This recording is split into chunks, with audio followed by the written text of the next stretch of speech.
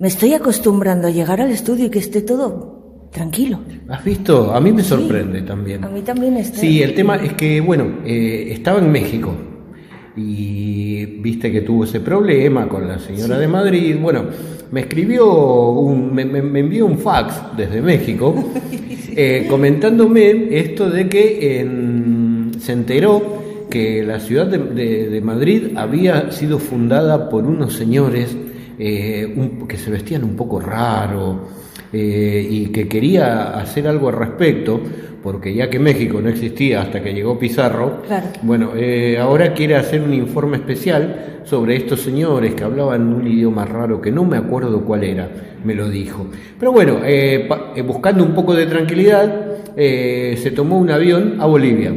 Ah, bueno. Sí, pasa que en Bolivia, el país, hace 20 días que están todas las carreteras cortadas, hay una huelga general, sí. Están intentando los manifestantes tomar la ciudad y la casa de gobierno. En Bolivia, como hay muchos mineros, tú sabes, van a marchar con dinamita, y el ejército... Con goma 2. Claro, y el ejército dice, bueno, tal vez no es necesario discutir con estos muchachos. Así que bueno, para la hora de buscar tranquilidad, tiene una puntería increíble. Y Godofredo, que está ahí del otro lado del vidrio, está levantándome el pulgar porque parece que tenemos que salir al aire. ¿Vamos? Vamos.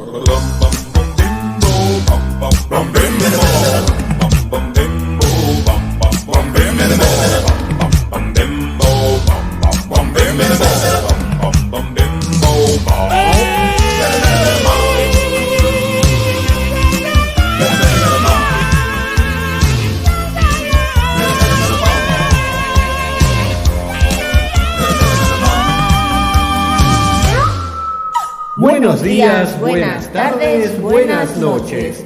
Bienvenidos a una nueva emisión de Fueguitos en la Caverna. Una novísima emisión de Fueguitos en la Caverna, transmitiendo desde la Asociación de Vecinos del Polígono de Pumarín, Evaristo San Miguel. Hoy me acordé el nombre porque siempre te lo sabes completo, mira que bien lo dices. Lo pude aprender finalmente y no dejaremos pasar un instante más sin presentar a la mujer que hoy ha venido disfrazada de ventilador. Y yo tengo que presentar a Godofredo, que está al otro lado de los mandos haciendo posible que todo esto salga al aire. Encima, del otro lado del vidrio tiene aire acondicionado. Sí, es un privilegiado. Es un privilegiado. Y a mi lado tengo al señor Catriel Fernández, que hoy viene con su disfraz de cubito de hielo. Sí, porque bueno, con el calor que hace aquí en Asturias hoy, moriremos todos, derretidos. No tenemos opción para nada. Vamos a arder como en el infierno. Lo cual, el infierno no es un lugar tan malo para estar, decía AC/DC en alguna canción, así que vamos a ver qué es lo que se viene. Pero Elena, ¿hay alguna clase de persona, evento, algo que haya querido sobornarnos, entrar en algún tipo de corrupción para que los nombremos? La respuesta es sí, antes de que me lo diga. Para el domingo. A ver, espera, entonces vamos primero, vamos por orden. Primero, el viernes, en la ciudad de León, el Ágora de la Poesía, que es la última fecha en España de nuestra estelar Silvia Jayo.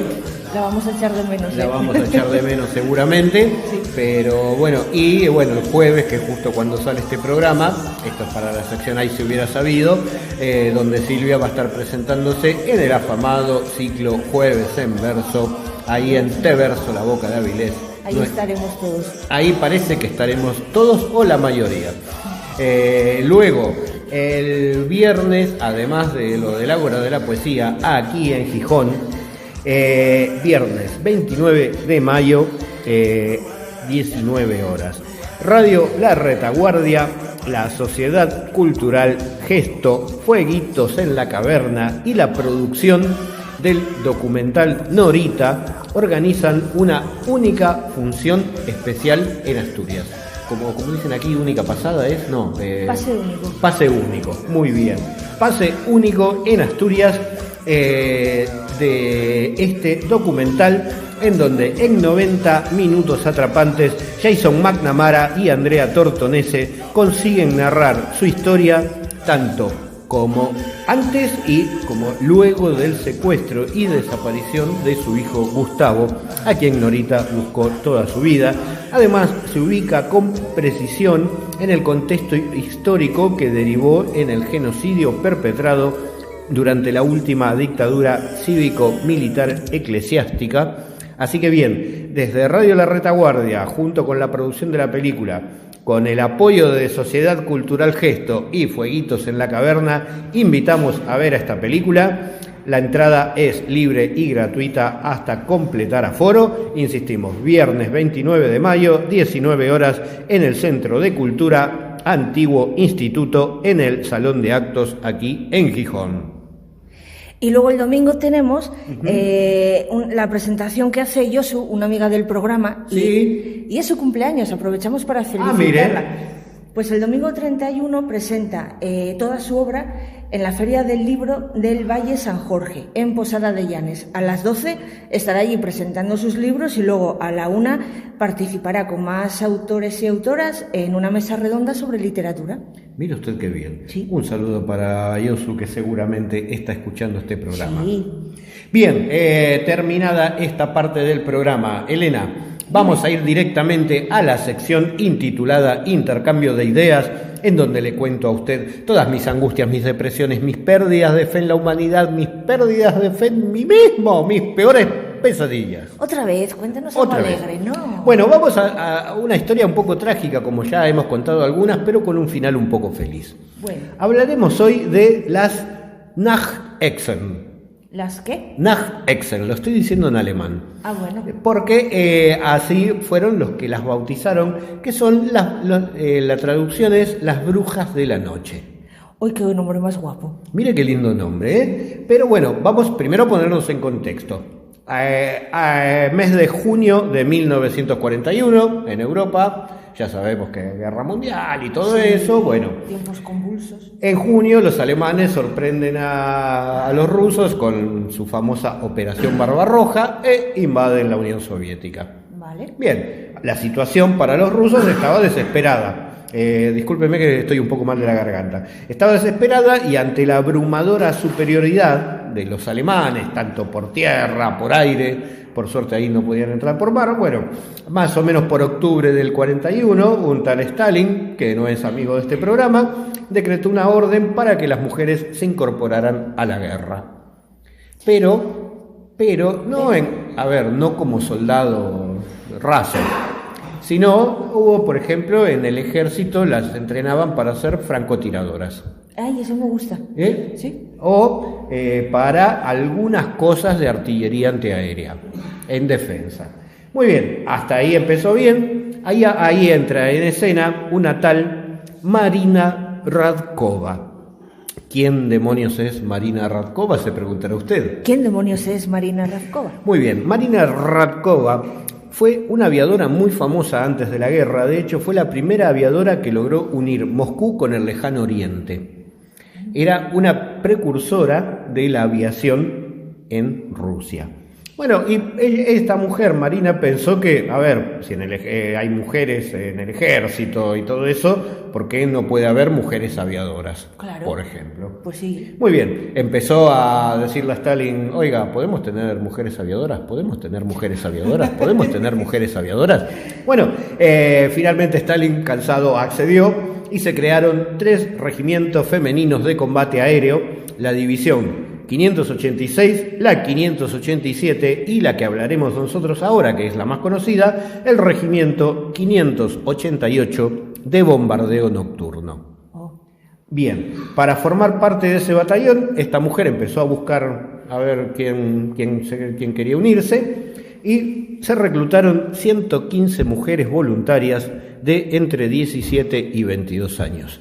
Llama la atención el número, pero sucede que en esos tiempos previos en Rusia había una especie, digamos, de club de Boy Scouts, pero sin lo religioso, en donde llevaban a los jóvenes y les enseñaban cosas. Entre esas cosas les enseñaban a volar aviones. Bien. Y las mujeres tenían acceso, con lo cual había muchas aviadoras. Sí. Aviadoras civiles, no de combate, no militares, pero había muchas aviadoras. Es curioso. Con lo cual, bueno, comenzó la formación. El problema fue que lo primero que le sucedió a estas mujeres fue que la Fuerza Aérea les ordenó que se cortaran sus largas y rubias trenzas. para que su cabello fuera más parecido al de un soldado. ¿Se imaginan? No iban a dejar a una mujer con pelo largo en un ejército. Ya, eso les haría perder la guerra, vamos. Claro, o sea, perdemos la guerra seguro solo por tu pelo largo. Claro. Esas cosas que tienen mucho sentido, ¿no? Sí. Bueno, el tema es que en un tiempo récord de 6 meses, ese grupo de inexpertas mujeres recibió un entrenamiento intensivo en tácticas de combate, en pilotaje, de supervivencia, que usualmente era 1 año y medio, 2. Bueno, en 6 meses estuvo listo. Les dieron unos uniformes masculinos. Se imagina cómo les quedaban, grandes. Claro. Y lo peor, les dieron unas botas, que era lo que tenía la fuerza en ese momento, pero tenían que rellenar esas botas con ropa de cama para que les más o menos le entrara el pie y que no se les para poder deslizara. caminar. Claro, no tenían uniforme. Sí. Bien, la cosa es que una vez finalizado todo este entrenamiento, todo lo que el Ejército Rojo les pudo entregar fueron unos aviones Polikarpov II, que eran antiguos, eran de la década del 20, que eran una porquería, eran unos biplanos de los años 20, hechos de madera contrachapada y de lona, no tenía protección alguna contra las temperaturas bajo cero, por ejemplo, con el consiguiente riesgo de congelación. Y durante los duros inviernos soviéticos, usted se imagina que un avión helado, uno lo toca con la mano, se le queda pegada la mano y listo, adiós mano. Eran unos aviones obsoletos. Ya les digo, se usaban más que nada para fumigar o para entrenar a algún piloto nuevo. Y encima estos aviones eran pero tan pequeños que no tenían ni siquiera una bodega para almacenar las bombas, con lo cual solo podían transportar 2 artefactos explosivos, pero que iban apoyadas en el regazo de la piloto. Muy bien, iniciaron su primer vuelo ahí por junio de 1942, en condiciones difíciles, porque usted imagínese volar a 3.000 metros de altura, a 120 kilómetros por hora. En ese cacharro, sí, muy en fácil. ese cacharro, que es muy lento, un avión ahí, bueno, los aviones en ese momento, los de guerra, volaban mucho más. O sea, un cacharro a esa altura, con el frío que hacía en el invierno soviético. Era algo, pero tenían una ventaja, porque todavía no estaban muy difundidos los radares, pero esos aviones de madera y lona, no creo que los fueran a detectar los radares. Yo tampoco. ¿Qué es un pájaro? Claro, ¿qué es esto? ¿Qué es eso que pasa por ahí? Bien, el tema es que todas las misiones, estas mujeres las hacían de noche. Y cada noche hacían entre 10 y 15 vuelos de combate, ¿no? Y volaban en grupos de A3. Y fíjese la táctica que ellas llevaron adelante. 2 de los aviones actuaban como un señuelo. El tercero apagaba el motor. Como era un avión tan liviano, planeaba mucho más lento que un paracaídas inclusive. Hay que tener valor para hacer algo así, para estar en el aire y apagar el motor. Claro, el tema es que planeaban muy lentamente, de ahí se acercaban al objetivo, lanzaban las bombas, volvían a encender el motor y después iba el otro avión y después la otra. Por eso de A3. Los otros 2 aviones que tenían el motor encendido eran para distraer. Uy, hay un avión por ahí. ¿Dónde? No sabemos, es de noche y no tenemos radar y el único radar que tenemos no detecta nada. Es un pájaro. Es un pájaro, sí, bueno, es más o menos eso. Y el tema es que como pasaban planeando, los alemanes combatían todo el día. A la noche querían descansar, que no se puede descansar en esta guerra. Siendo alemán, ¿no? No. Bueno, ahí iban estas mujeres y con el ruido, el tema es que el ruido que hacían las alas de estos aeroplanos, los alemanes lo compararon con el sonido que hacía una escoba. Una escoba que vuela, los alemanes lo compararon con eso. Exacto. Tenían referentes para saber cómo suena una escoba que vuela. Claro. Qué listos. Y de ahí vino ese apodo, el Nachthexen, las brujas de la noche. El nombre es muy guapo. A mí me gusta el nombre. Suena a grupo de amigas borrachas. Sí. Pero que bueno, siendo rusas con el vodka, no sé si andarían por ahí. En calor, de algo de eso hablaremos también. Sí. El tema, pasaron algunos padecimientos estas mujeres, porque imagínense, en un batallón de combate aéreo, primero la separación de sus familias, la dificultad de contar con la ropa adecuada, que ya lo contamos, los llantos y las lágrimas de cuando les cortaban el cabello, me imagino. Y luego, algo importante, el acoso y las bromas que tenían que soportar por parte de sus compañeros, los pilotos masculinos, y que muchas veces iban pasados de vodka. Ya. Bien, que también, bueno, en las otras armas ya hablaremos, también las mujeres fueron muy maltratados. Luego, un tema muy importante para nosotras las mujeres, Elena, los anticonceptivos. Por más que esté en el medio de una guerra, una noche libre, sí, quizás tenga ganas de distraerse, sí, estas ¿no? Cosas naturales que el cuerpo a veces te dice, claro, venga, va. Sí, pero bueno, ahora vamos a ir a un punto muy particular de este escuadrón y que es algo, digamos, toda la charla anterior fue para contar esta anécdota. A ver. Los pilotos alemanes de guerra tenían unos paracaídas que tenían que ser muy livianos y con determinadas características y los hacían con seda. Uh-huh. Entonces, cada vez que derribaban a un piloto alemán, estas mujeres se encargaban de pedir ese paracaídas. Y con esos paracaídas empezaron a confeccionar ropa interior bastante erótica, por decirlo de esta manera. Mira. Y se lo mostraban a los pilotos. Mira lo que hice con tu paracaídas. Y bueno, era, digamos, para decirlo de una manera más que se comprenda, confeccionaban lencería femenina con esta seda. Y eso no dejaba de ser una terrible humillación para los pilotos del Reich, los pilotos de Hitler. Pues sí. A mí me gusta esa actitud. Sí, a mí me gusta esa idea, sí. Incluso Hitler llegó a conceder una cruz de hierro, que era la condecoración más alta de su ejército, por cada bruja batida. Y creó un regimiento de combate nocturno para intentar contrarrestar a esta división de élite femenina. Así que fíjese qué importantes que fueron estas mujeres. A ver, si se las compara con las otras mujeres que iban al orden del ejército soviético, era muy difícil porque sufrían acoso. Eso se supo muchos años después en muchos reportajes de las mujeres que participaron en la guerra, incluso violencia sexual dentro del ejército, pero las aviadoras terminaron siendo un grupo privilegiado. Al principio los hombres las ninguneaban de alguna manera y las llamaban las muñecas.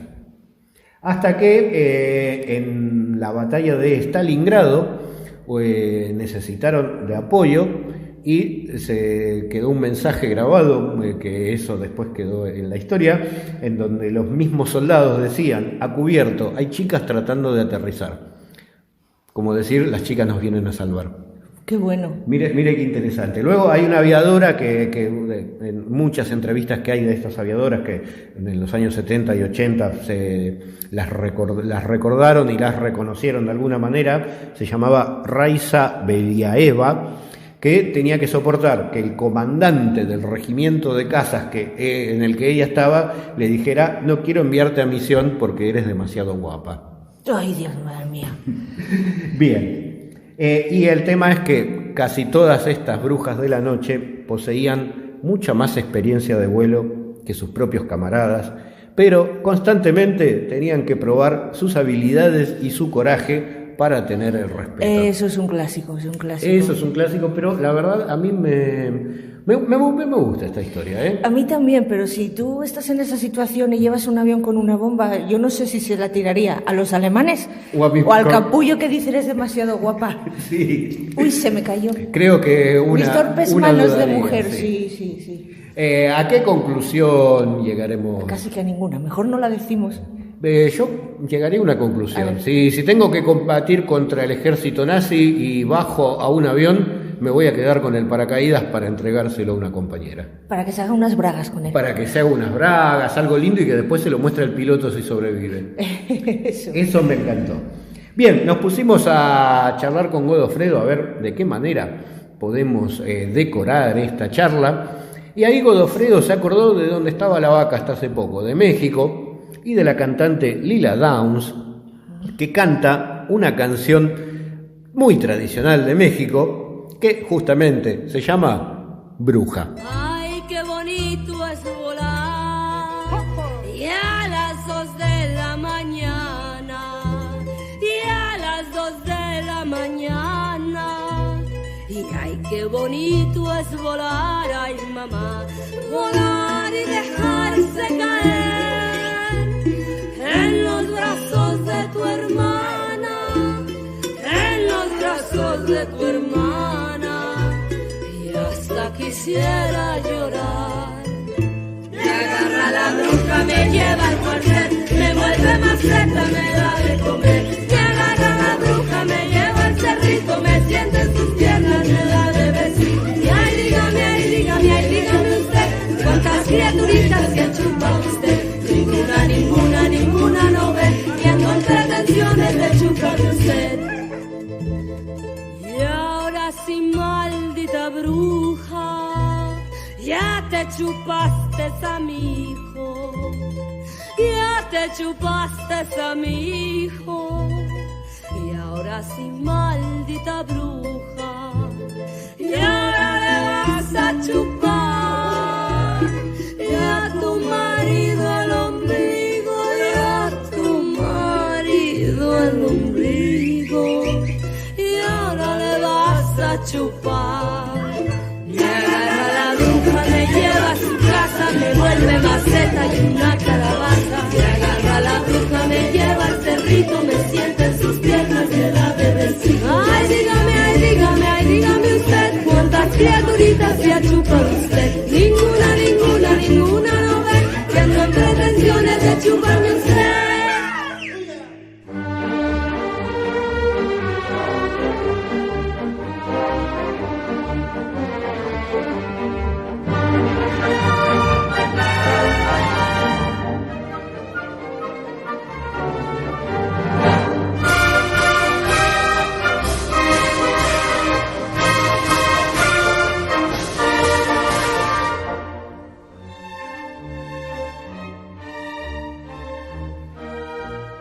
¡Fueguitos en la caverna!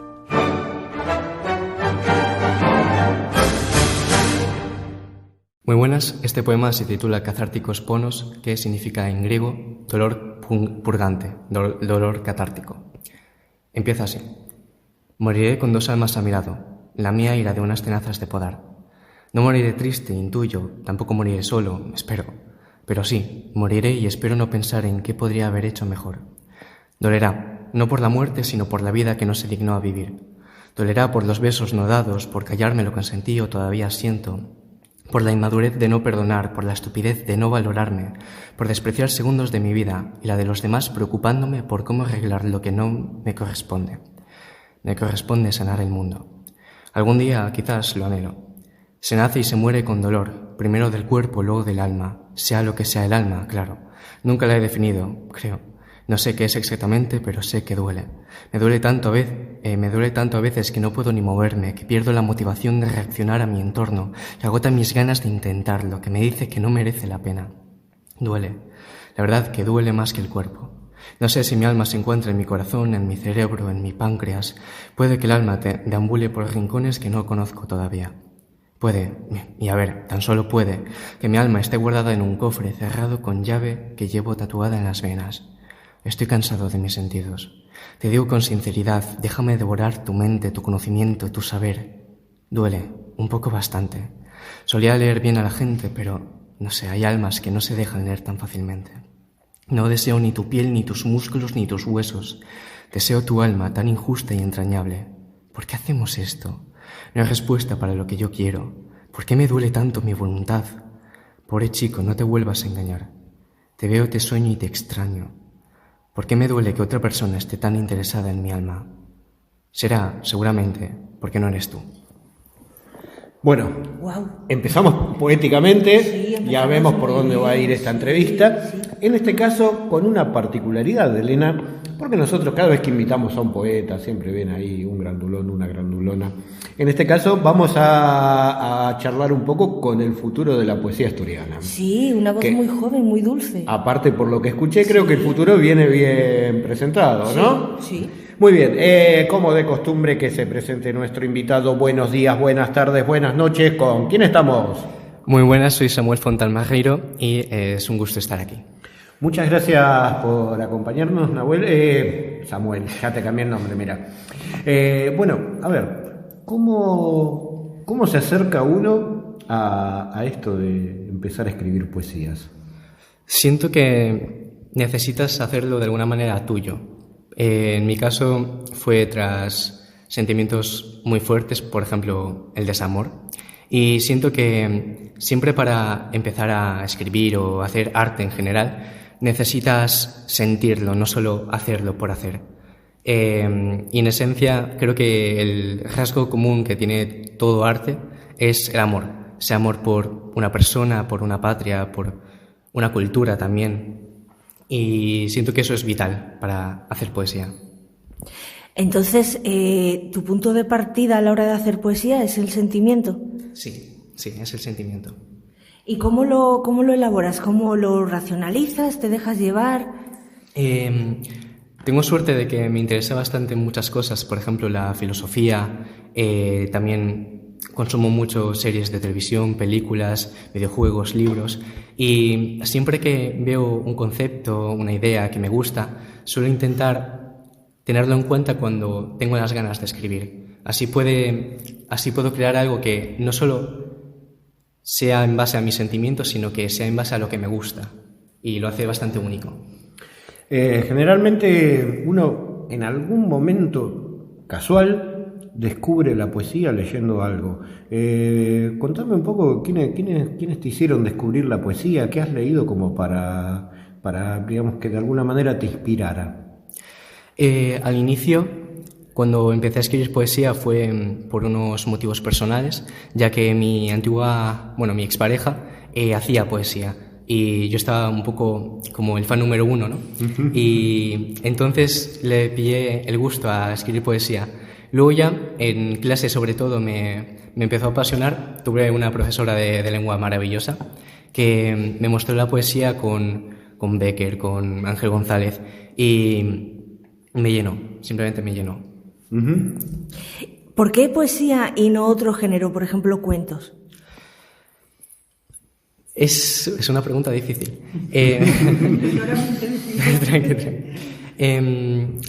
Creo que porque la poesía es algo que puedes hacerlo muy personal. Por ejemplo, los cuentos sí cuentan una historia, suelen tener una moraleja. De hecho, me gusta mucho leer los cuentos, Pinocho, por ejemplo. Pero siento que la poesía es algo que puedes plasmar en tu vida, seas quien seas, da igual la edad, da igual lo que te haya pasado. Siempre hay algo que puedes interiorizar dentro de ti, y me parece muy bonito. A la hora de ir escribiendo estas ideas y de jugar con estas ideas, porque la poesía lo que hace básicamente es un juego también, tu forma de trabajo, a ver, me acabas de citar a Becker, que era un señor que respetaba eso de la métrica y todo, cuando, bueno, por ahí otros poetas también hacen algo más libre. ¿En qué lugares de la poesía te solés sentir cómodo a la hora de encarar esa idea que te apareció un día por casualidad? Yo la verdad que no me centro nunca en la estructura.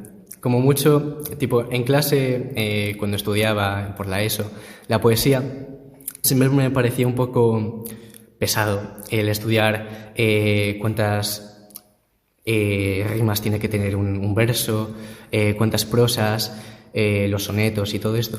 Y siempre me pareció un poco pesado el tener que pensar en eso para escribir. Yo cuando me siento inspirado, cuando me pasa algo, por ejemplo, si un día estoy triste, si un día estoy muy feliz, pues empiezo a escribir, a veces empiezo por el título, intentando guiarme en base a él, pero nunca atiendo a que tenga que estar perfecto. Bien, ¿qué notaste al ir escribiendo que te inspira? Aparte obviamente del sentimiento, pero por ahí aparecen cosas así de lo cotidiano. ¿Alguna vez te pasó que te encontraste escribiendo un texto sobre algo que no esperabas estar escribiendo? Sí. Por ejemplo, suelo romantizar mucho el hecho de estudiar, de aprender, y filosofía me ha apasionado desde pequeño. Y por ejemplo, con los temas del cuerpo, el alma, aunque me considero agnóstico, siempre me ha parecido muy interesante y suelo intentar plasmar en mis poemas todo lo que aprendo. Por ejemplo, Descartes, también Kant, me gusta mucho la moral de Kant, y es otra forma de hacerlo mío. Y sobre ti mismo, escribiendo y desarrollando esos sentimientos, ¿aprendes algo? Aprendo sorprendentemente mucho de mí mismo porque es, aparte de ser una forma de expresarte, de crear, es también una forma de introspección. Es una forma de reconocer lo que sientes, lo que te pasa, lo que no te gusta, lo que te gusta. Y es una forma muy bonita de conocerse a uno mismo. Acabas de nombrar a un par de filósofos, a Kant y eso. ¿Qué cosas descubriste con la filosofía que la flipaste? Así que dijiste, wow, miren lo que estoy descubriendo.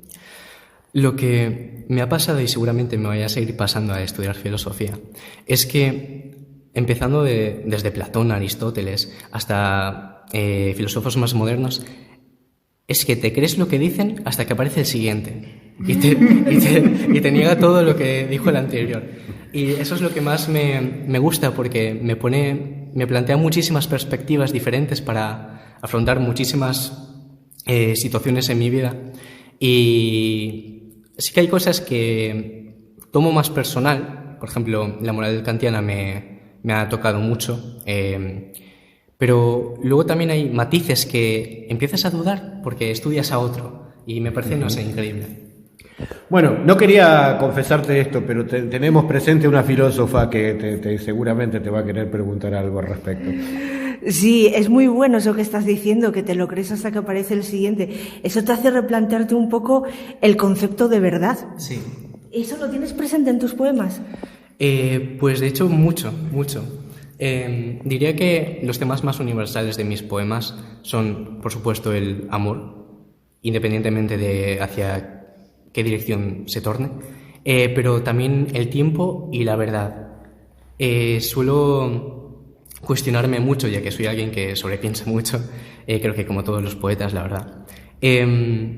Suelo cuestionarme mucho si lo que siento es verdad o si lo que me está pasando es mi perspectiva o es la perspectiva que tengo de lo que está pasando, de si realmente me siento así o si lo estoy imaginando. Y me parece muy importante también cuestionarse eso para intentar ser lo más objetivo posible al tomar una decisión o confesar algo. A la hora de ir escribiendo, ¿cómo manejas? ¿Tenés una idea, escribís algo o escribís todo de un tirón y decís, listo, ya está? ¿O después relees y empezás a tachar y a poner cosas nuevas? Pues justamente cuando siento las ganas de escribir, empiezo a escribir como un loco, gracias a que también suelo basarme en lo que haya visto recientemente. Y sí que intento pensar en que quede bien la rima y tal, pero suelo dejarlo tal y como está para luego, después de un tiempo, releerlo, ver lo que podía haber mejorado, hacer apuntes, y es una forma también de aprendizaje para mejorar como poeta. A la hora de escucharte, uno nota que no eres de esos poetas que leen su poema con la misma cadencia durante 2 horas y ni siquiera, etcétera. ¿Trabajaste eso un poco o te fue saliendo así natural? Siempre me gustó la idea de actuar con mis poemas. Cuando mi primera vez recitando en Mieres con Fernando, me sentía muy nervioso y obviamente no gesticulaba tanto, parecía casi hasta que estaba haciendo rap, pero sí que intento darle cierto dramatismo a lo que hablo, a lo que escribo también. Sí, algo más teatral. Sí, más teatral. Y bueno, a la hora de juntar esos poemas y ver todo lo que escribiste, ¿encontraste algo tuyo que ni tú mismo habías notado? Pues mi amor por el arte, la verdad.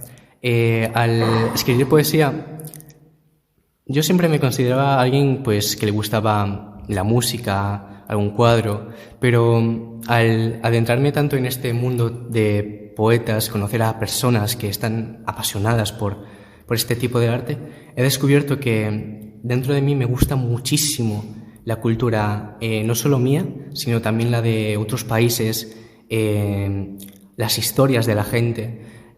Hace que quiera vivir un poco más la vida al momento, no en automático. Yo voy a cambiar un poquitín de tercio porque llevo un rato con ganas de preguntarte qué tipo de series te gustan. Pues... Porque a mí, a ver si adivino, Death Note, algo así. Sí, sí lo sabía. Me suele gustar el contenido audiovisual que me deje pensando. Especialmente, por ejemplo, policíacas, de misterio, o que tienen giros de guión que no te esperas y que, en el fondo, aunque puedas pensar, pues bueno, es solo una película, es solo una serie, en el fondo tiene tanta profundidad que no solo se queda contigo, sino que analizas de otra manera que no sea solo ver una serie, ese contenido, y que te hace pensar y replantearte muchas cosas. Bueno, antes de concluir esta entrevista, ¿sería mucho atrevimiento si le pedimos que nos regale otro poema? Sin problema. Este se titula En la piscina. Le han salido canas a mi alma de tanto vivir esperando la muerte. Está cansada. Lo digo como si no fuera obvio. Obviamente esto no puede seguir así. Obviamente intento no morir aquí. Obviamente me estoy volviendo loco. Como si no fuera obvio que ya lo estaba. Debajo del agua veo las cosas con mejor claridad. Debajo de su alma siento que aumenta la ambigüedad. Siento náuseas con pensar en la gente. Preguntarme de forma incoherente, ¿me quieren por como soy o por lo que doy? Es de las mejores formas de perder el tiempo, como si no fuera obvio. Mira al frente, Samuel, te lo pido, por favor, mira al frente, mira al frente. ¿Cómo queréis que mire al frente si todo lo que veo lo desprecio? El populacho controlado como marioneta, salgo de la estación de Uría y ya sería extraño que un tío que parece de la época arcaica no me ofrezca fumar meta. ¿Acaso me ven cara de drogadicto? Sí, es que en verdad sí me drogo, pero a ver, soy poeta, ¿qué te esperas? Si como ciudadano no me lío un canuto, como poeta me lío mis escritos. No mires abajo, Samuel, te lo pido, no mires abajo. ¿Cómo queréis que no mire abajo si en el suelo me llega la sangre de niños asesinados, padres drogados, casas desalojadas y valores expropiados? Pero nada, gente, todo tranqui, que en los institutos hacemos huelga para manifestar que lo malo está mal. Por eso me quedo en la piscina, pero ni en la paz y tranquilidad que me proporciona puedo tener calma, pues ahora la tiñen de rojo con los cuerpos inocentes de almas en pena, culpando y culpando sin proponer una solución al verdadero problema. Todos nosotros. No sé qué pensáis que puede hacer el alma de un poeta, porque para cambiar el mundo parece que no. Ya murieron suficientes artistas, ya murieron suficientes niños, suficientes. Ya murieron demasiados. Wow. Muy bien. Muchas gracias por este. Bueno, ahora vamos a la parte que seguramente del otro lado del parlante te escuchan y dicen, oigan, tal vez me gusta esto. ¿Cómo difundes? ¿Tienes esto en algún lugar para que cualquiera que escuche en este momento pueda acceder? Sí, suelo tener, estar activo en mis redes sociales. También tengo una cuenta en Instagram que es puramente de mi poesía, aunque admito que la he dejado un poco muerta porque no me muevo mucho tampoco por ahí. Pero tengo tanto mis poemas escritos en digital, y la verdad que estoy encantado de que alguien me los pidiera. ¿En dónde? A ver, ¿a dónde tienen que ir entonces? A mí mismo. ¿En Instagram? Sí, en Instagram. ¿Cómo figuras? Figuro como... Ni él se acuerda de su Instagram, me encanta. Eso es un poeta, caramba. Claro, como tiene que ser. Kitsune-kun /666. Es bastante fácil. Kitsune-kun. Es básicamente, el kitsune es una mitología japonesa de un zorro que cambia de forma. Es bastante bonito. Ah, bien. Y simplemente escribirme y ahí tengo todos mis datos ¿Y también. en Facebook? Facebook tengo, pero no lo uso. Ah, bien. Bueno, Samuel, creo que no nos queda mucho más que agradecerte mucho por estar aquí, a vosotros, para compartir tu arte joven, que en la poesía la verdad es muy gratificante ver que la poesía tiene futuro, caramba. Muchísimas gracias por acompañarnos. A vosotros, muchas gracias. Pueden mirarnos mal. Tal vez no les caigamos simpáticos. Pero sépanlo. Tenemos este micrófono y sabemos usarlo. Fueguitos en la caverna.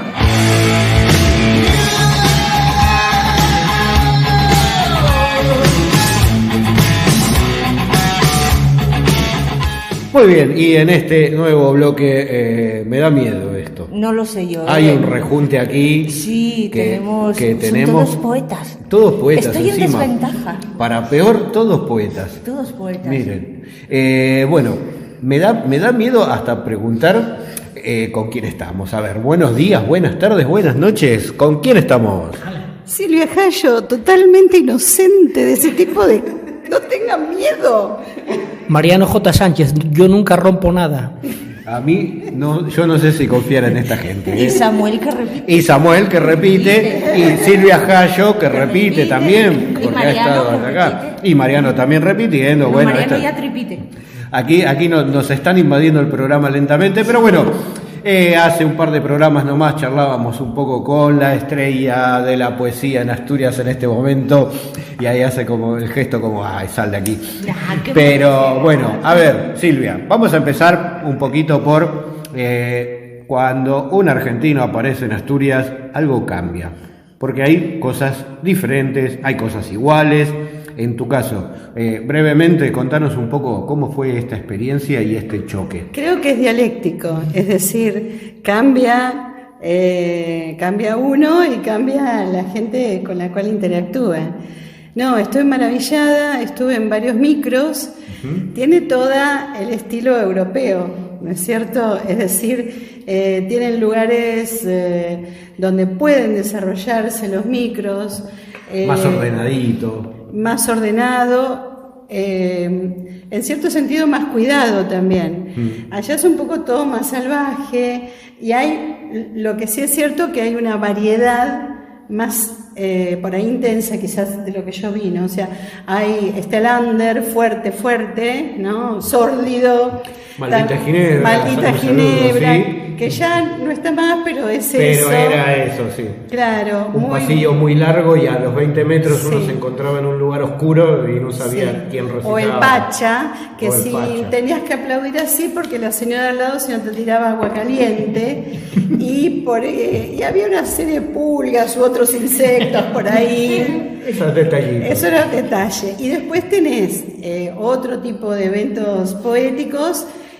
Algunos, hay una Universidad Nacional de Arte, que yo la quiero nombrar porque la quiero mucho, que se cursa la licenciatura de Artes de la Escritura allí. Es muy buena porque los docentes son escritores y en contrario de la carrera de Filosofía y Letras, escribís, tenés talleres. Entonces por ahí también hay eventos de ese tipo que son no son distanciados para nada, sino también abren otro espectro, ¿no es cierto? Pero bueno, yo acá me encontré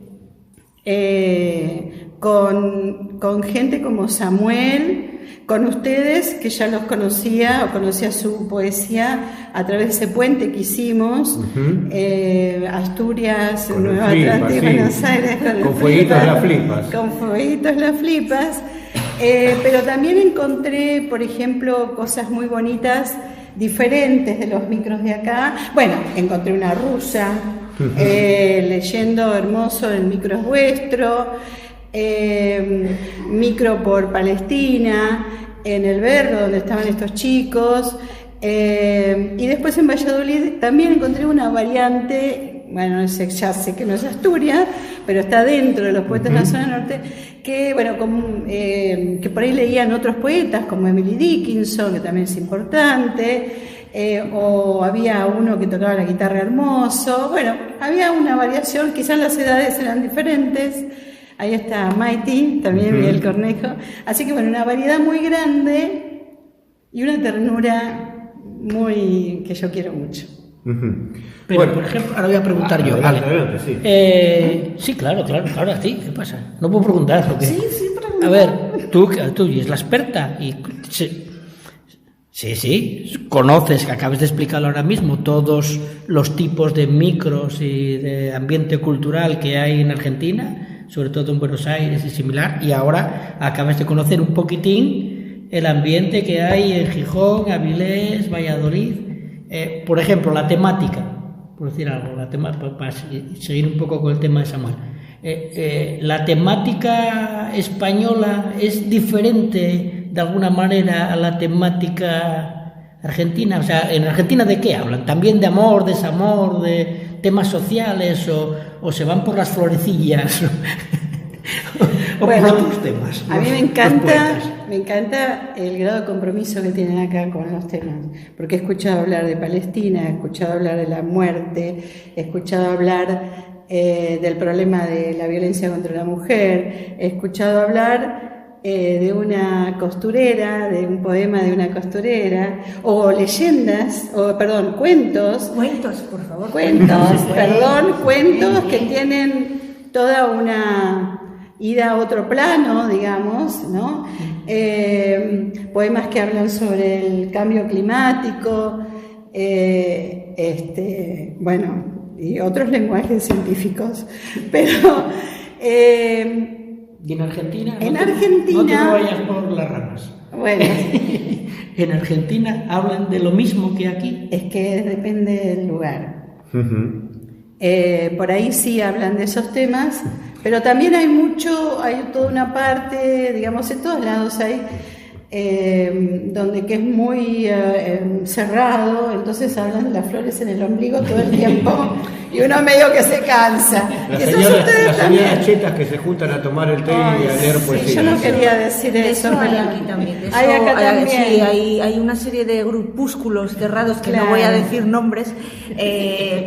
Que es imposible, o sea, es imposible meterse y es imposible que algo bueno salga de ahí, ya está. Claro, yo creo que la apertura, por eso esto es una maravilla. Él dice que es una locura mi viaje, es una hermosa locura en todo caso, porque se abre de alguna manera la cabeza de uno, los temas, ¿no? Y uno, bueno, en este intercambio, dicen que los mejores jugadores salen de los potreros, porque juega todo el mundo, ¿no?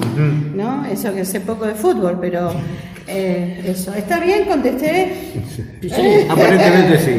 Bueno, a ver, venías aquí con una cierta expectativa a través de conocernos un poco virtualmente. Bueno, contigo hemos compartido fechas en Buenos Aires, pero al resto de todo de todo el ambiente poético del norte lo fuiste conociendo lentamente. ¿Qué cosas rescatás de todo esto que conociste? La sidra, dilo, la sidra y la fabada. Es que esta pregunta teníais que hacerla dentro de 3 días, porque todavía hay falten por conocer 2. Claro, 2. Bueno. Claro. A dos micros más. Claro, que voy a conocer más. El jueves verso. Claro. Y el viernes que va. Que se nos enoja Javier Muñiz. Si no, ¿Me puede repetir la pregunta? Bueno, vos venías con una expectativa. Habla de lo que te dé la gana, cuéntanos. Venías con una expectativa. Sí, fue muy sorprendente para mí, porque, pero yo me voy a los problemas generales, me salgo de la poesía, perdón, pero veo un pueblo español con un cierto grado de nivel de vida mejor que el nuestro en algunas cosas. Nosotros tenemos una realidad social muy dura, muy aguda, y eso también se refleja en la poesía, porque uno para hacer arte necesita un espacio, un tiempo, una habitación, como decía Alfredo, que en realidad estaba explicándolo de otra escritora, pero entonces hay una posibilidad un poco mejor, pero de cualquier manera existen muchos problemas. Un chico que no pueda estudiar psicología porque no sé qué tiene que hacer, a mí no me parece bien. Sí. Tendría que ser irrestricto el ingreso a la facultad,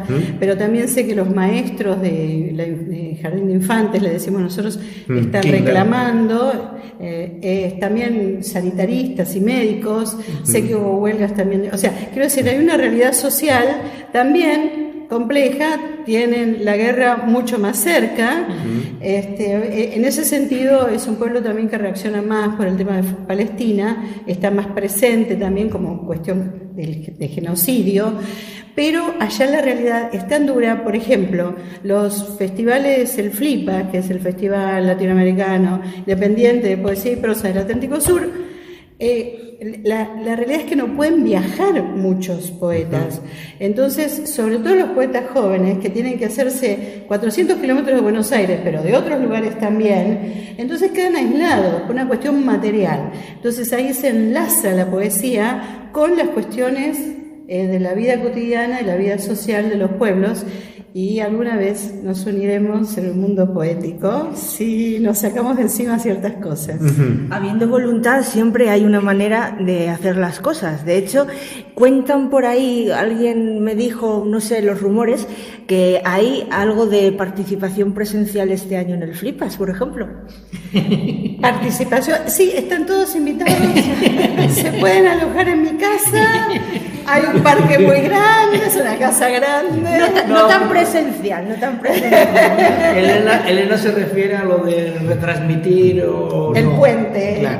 un puente electrónico. Claro. Bueno, Queremos, justamente maquinando estamos tratando de construir puentes desde hace un tiempo ya. Creo que a partir de ahora tenemos la posibilidad tal vez de que un puente interoceánico también se vaya armando, ¿verdad? Sí, tal cual.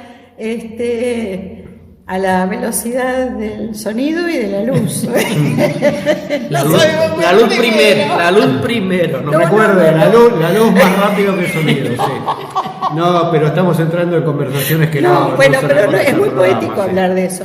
No, la idea que tenemos es de estrechar más vínculos en el sentido de que no solo haya videos, porque en el festival anterior todos ellos enviaron un video y los escuchamos allí. Y bueno, nosotros le mandamos uno solo de agradecimiento, pero la idea podría ser hacer un Zoom, un Google Meet o algo, esas videoconferencias donde de alguna manera podamos vernos en vivo. Pero bueno, vamos a ver si técnicamente y materialmente es posible. Es decir, ustedes tienen un encuentro de poetas de toda la zona norte, entonces quizás es el momento, aunque sea que puedan decir un poema los que organizan los micros, y que los fueguitos también, por supuesto, que nosotros también podamos hacer algo, entonces que haya una comunicación en vivo todo lo más posible. Vamos a ver si lo logramos. Seguro que sí. ¿Sí? Sí, al final, habiendo voluntad se consiguen las cosas. Los medios materiales se inventan. O se logran. O se logran. Bueno, para ir más o menos redondeando un poco la charla, porque ya Godofredo me está mirando un poco mal y no quisiera pasarme. A ver, decir Silvia Jallo en Argentina es decir un poco una laburante de la poesía, una trabajadora, porque se ha puesto a sus espaldas un festival de 4 días, 100 poetas. ¿Quién soporta 100 poetas? Acá la tenemos a Silvia Jallo. Bueno, contame un poco la experiencia esa que te dio el trabajo poético de aquel lado del charco. Que no lo voy a hacer nunca más. No hay que entrarte con más de 5 poetas.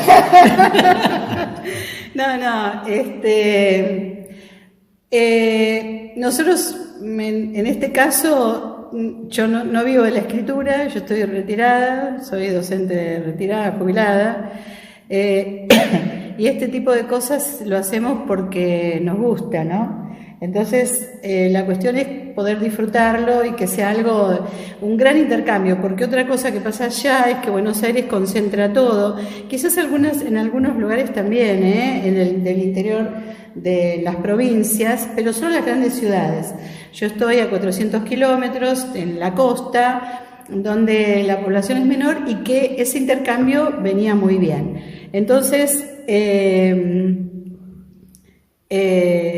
bueno, lo hacemos por gusto, entonces a mí me parece que lo que tenemos que hacer es juntarnos la gente que tiene esa misma intención, y quizás, bueno, algunas veces cuando uno lo extiende, por ahí viene gente, ustedes por ahí lo saben también, les pasa, no sé, pero por ahí viene gente que, no sé... Hay gente que se cree que no sé qué, ¿no? A mí me da vergüenza decirlo. Soy una poeta. Claro. Dilo, habla del problema de los egos, que es, vamos, internacional. Y es una pena porque... Es que el ego de la poesía o el ego de los poetas, eso da para varios programas de fueguitos. Yo tengo suerte porque no soy poeta. Claro. Bueno, y igual, también hay el ego de los escritores y el ego de los cuentistas, o sea que no me líes. Pero no existe, jo. Y de los dibujantes seguro que también. No, el tema es la gente que valore que lo importante es ese intercambio, ¿no? Que uno pueda mostrar su trabajo, defenderlo, que eso es importante también, porque eso de la inspiración, bueno, podrás tener más o menos creatividad y un caudal emocional como tiene Samuel, por ejemplo, pero también es un trabajo, hay un trabajo para desenvolver cualquier tipo de arte, porque hablemos no quiere decir que podamos usar el lenguaje así simplemente.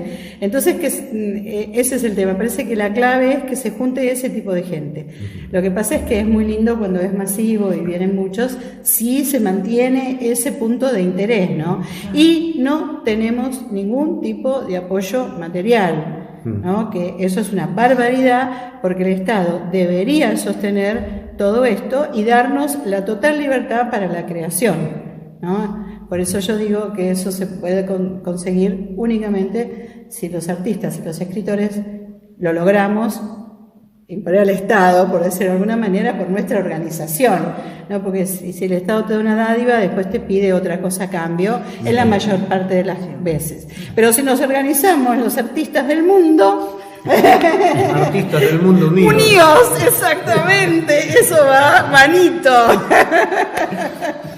Bueno, Silvia, te quedan un par de fechas en Asturias, una en Asturias, una en León, ya redondeando este viaje, y nos queda un minuto. Así que ahora tenés más o menos cerca de un minuto para contar un poco el agradecimiento que sentís al norte español. ¿Puede ser? Totalmente. En un minuto no iba a dar tiempo, ya te digo yo. No, sí, vale. Sí. No, los amo a los poetas del norte de Asturias. No quiero perderlos, los quiero mucho, los admiro y me parece que son maravillosos. Estoy enamorada de los poetas y escritores de Asturias y del norte de España. Silvia Jallo, bueno, no nos queda más que agradecerte mucho por tanto trabajo, por estar aquí acompañándonos y dejándonos acompañarte. Gracias, Silvia. Gracias a ustedes, chicos. Gracias a vosotros.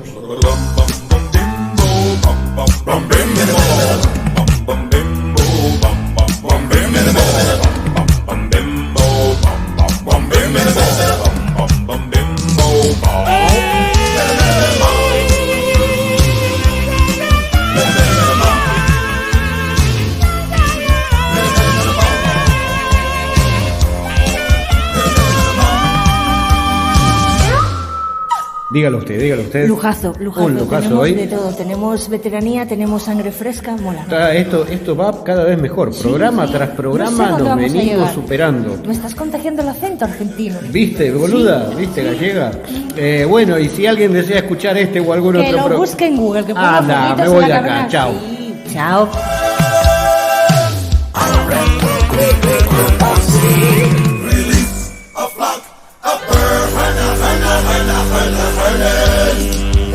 Well, color, a dagger in your ear.